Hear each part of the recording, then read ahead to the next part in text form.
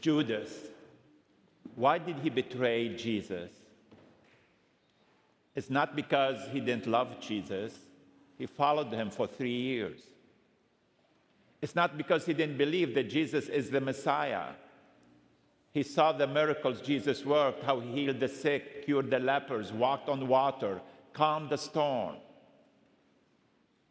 But Judas had in his own mind what the Messiah should do. He believed that the Messiah should kick the Romans out of Israel and establish Israel as a great nation, like at the times of King David and King Solomon. That's what Judas wanted Jesus to do. And he thought by kind of forcing the issue, going to the high priest and tell him, I'll tell you where he is, when they go to get Jesus, then Jesus will do something about it. Then Jesus will show them his power. Or the least that could happen, that Jesus can walk away, as he did many times when the people tried to stone him. But that's not what happened. Judas was trying to get Jesus to do his will rather than him doing and obeying the will of Jesus. And that's why he returned the money back. He wasn't a thief. He didn't care about the money. And his hopes and his dreams were not fulfilled now. And there was no one else to do what he wanted to do. And that's why he took his life and hanged himself. It wasn't out of sorrow for Jesus. It's because his dream, his hope was gone. Peter too loved Jesus. He followed Jesus. He saw his miracles. And every time Jesus told him that he had to go to Jerusalem to suffer and die, Peter tried to stop him. But not because he had a hidden agenda or a different thing that he thought Jesus should do, but because he loved Jesus, he cared about Jesus. He spoke from his heart. He didn't want to see Jesus suffer.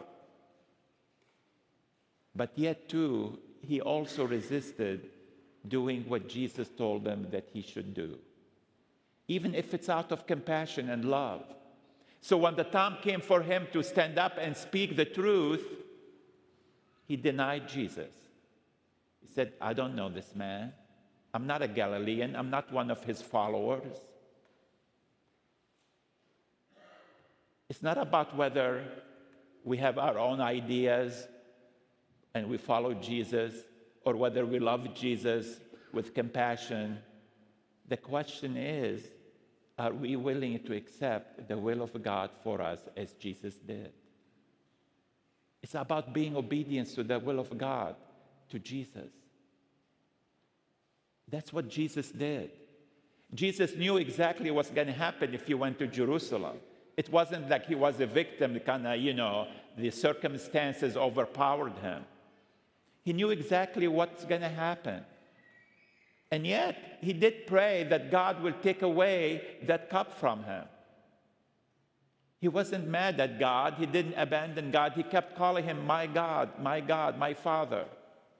Even on the cross, he shouted out, my God, my God. Yes, it wasn't easy to suffer and be crucified and die on the cross in a humiliating way. But there was something more important for Jesus, and that's to obey God, because he knew that God is his Father.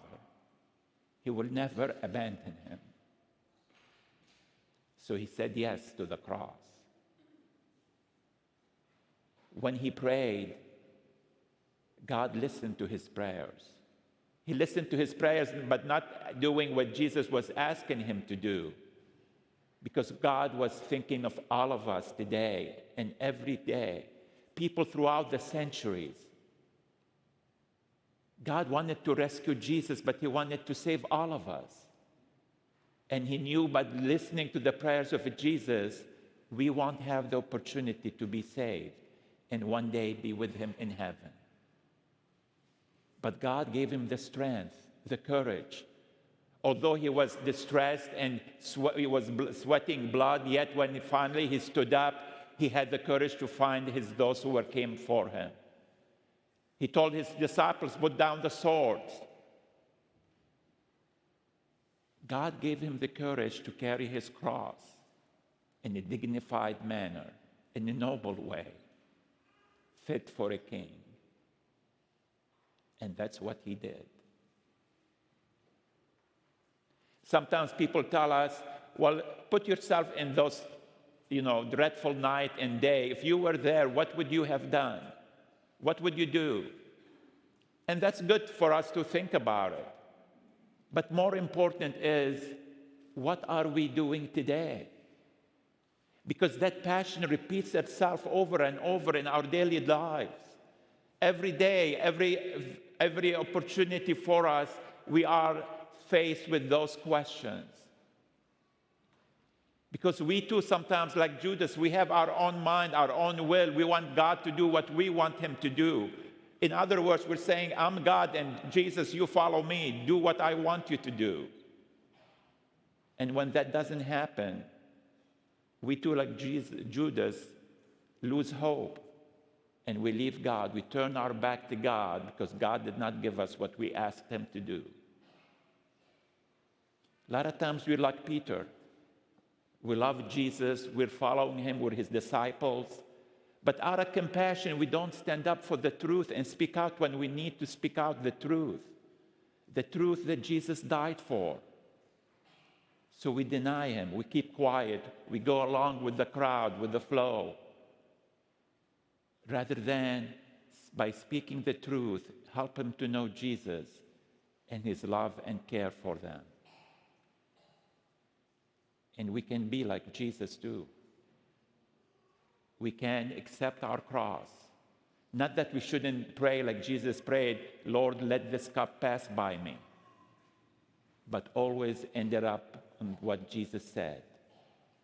But only if it is your will, not if it is mine. And never forget that this God is our Father. He loves us more than anyone else. He loves us more than we love ourselves. And he knows what's best for us more than what we know. We need to trust him. And like Jesus, be obedient to him till the end.